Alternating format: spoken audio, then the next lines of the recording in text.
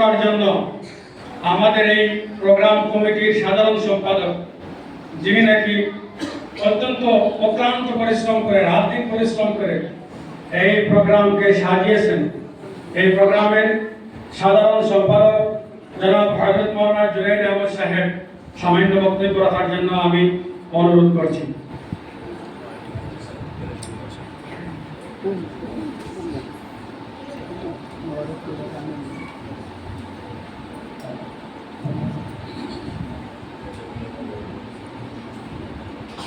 Bismillahirrahmanirrahim.